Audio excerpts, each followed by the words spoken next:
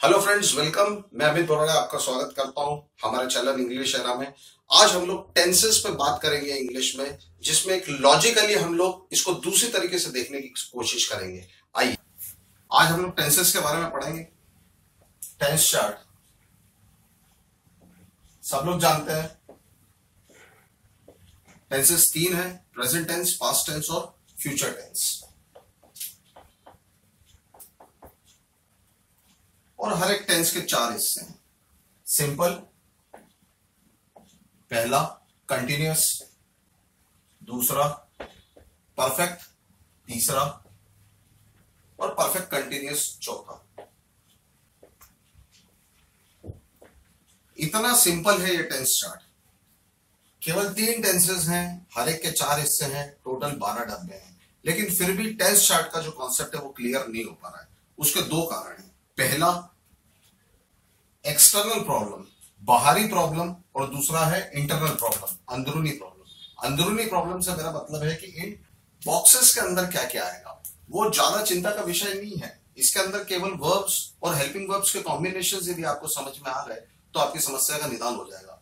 समस्या जहां से शुरू हो रही है वो है बाहरी प्रॉब्लम्स। बाहरी प्रॉब्लम्स मतलब 1, 2, 3, 4, 5, 6, 7, इन सातों का जो कॉन्सेप्ट है वो जब तक क्लियर नहीं हो पाएगा तब तक टेंस चार्ट का कुछ भी आपको कॉन्सेप्ट क्लियर नहीं होने वाला। सबसे पहली समस्या जो है वो ये है कि इस टेंस चार्ट को ऐसे पढ़ा जाए या ऐसे पढ़ा जाए। दोनों प्रकार से पढ़ने वाले लोग हैं, दोनों प्रकार से पढ़ाने वाले लोग भी एग्जिस्ट कर रहे हैं। पहली समस्या का आंसर यह है कि एक्चुअली में ये टेंस चार्ट ऐसा होता है। प्रेजेंट टेंस है, उसके चार हिस्से हैं, पास्ट टेंस है, उसके चार हिस्से हैं, फ्यूचर टेंस है, उसके चार हिस्से हैं। लेकिन इनको चिपकाने के बाद चूंकि वो ऐसा दिखने लगता है तो उसके बाद कुछ लोग इसको ऐसे भी पढ़ने लगते हैं, जो कि टोटली गलत है। एक्चुअली में प्रेजेंट टेंस है, उसके चार हिस्से हैं, पास्ट टेंस है, उसके चार हिस्से हैं, और फ्यूचर टेंस है, उसके चार हिस्से हैं।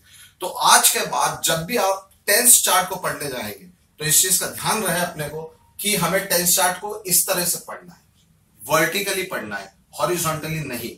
यह है समस्या नंबर 1 का सॉल्यूशन। अब हम डिस्कस करेंगे समस्या नंबर 2।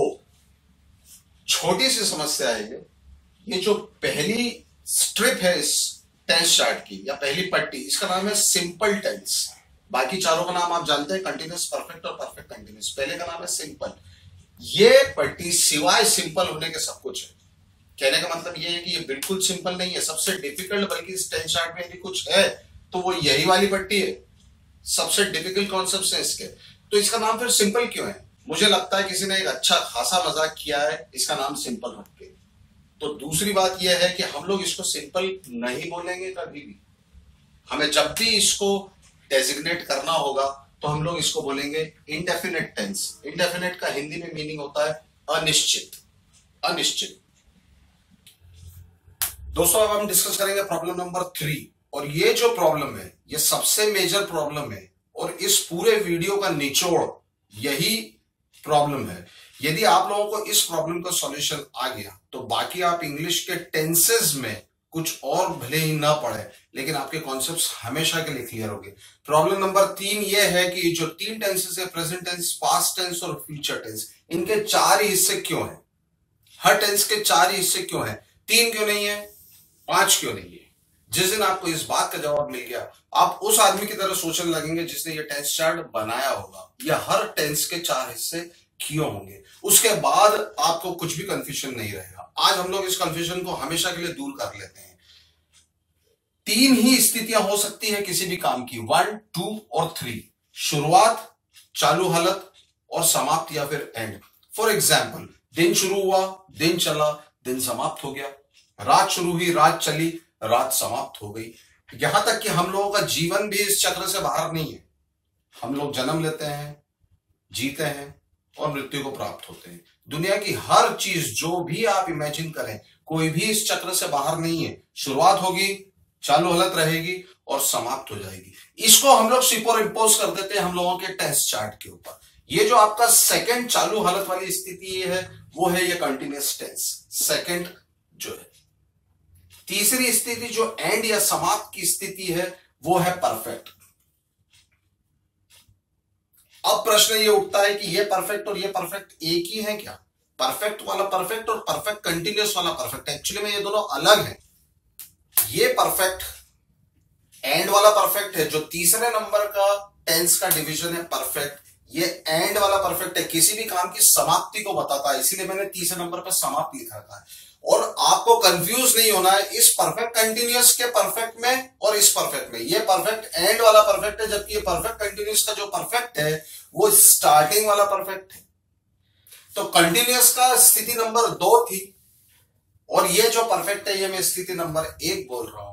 तो कंटिन्यूअस 2 है और ये परफेक्ट 1 है। इसका मतलब ये जो फोर्थ लाइन है ये 1+2 की सिचुएशन है जिसमें हम शुरुआत और चालू हालत, ये जानकारी मैं दे रहा हूं। सेंटेंसेस नहीं होते हैं, वो जानकारियां होती है। मैं कोई भी घटना यदि सामने वाले को बता रहा हूं तो उसकी समय की स्थिति के बारे में मैं उसको सूचित कर रहा हूं।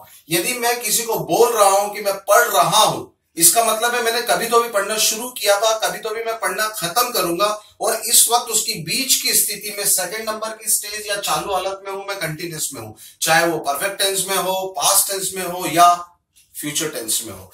समाप्त का मतलब है मैं किसी भी स्थिति में, प्रेजेंट टेंस हो, पास्ट टेंस हो या फ्यूचर टेंस हो, मैं हर स्थिति में उसकी समाप्ति की ही घोषणा करूंगा, एंड की। मैंने पढ़ाई कर ली है, मैंने खाना खा लिया है, मैं पढ़ाई कर चुका हूं, मैं पढ़ाई कर चुका था, मैं खाना खा चुका था, या मैं खाना खा चुका होऊंगा फ्यूचर में, चाहे वो प्रेजेंट टेंस में लूं, पास्ट टेंस में लूं या फ्यूचर टेंस में लूं, हर स्थिति में मुझे हर सेंटेंस में जो मैं जानकारी सामने वाले को फेंक रहा हूं वो यही दे रहा हूं कि ये स्थिति या ये काम मेरा खत्म हो चुका है। इन तीनों डब्बों में मैं यही सेंटेंस, इन्हीं सेंटेंसेस में मैं जो जानकारी दूंगा वो ये दूंगा कि मेरा काम चल रहा है या चल रहा था या चल रहा होगा, खत्म हो चुका है, खत्म हो चुका था या खत्म हो चुका होगा। और जो तीसरी स्थिति है जो 1+2 की सिचुएशन है उसमें मुझे 2 इंफॉर्मेशन सामने वाले को देनी है। सेंटेंसेस गलत तभी होंगे जब आप उनको जानकारियां कम दोगे। इस सेंटेंस में सीधी सीधी शर्त है कि 2 जानकारियां जानी ही चाहिए कि यह काम कब शुरू हुआ और अभी भी वो चालू हालत में काम है।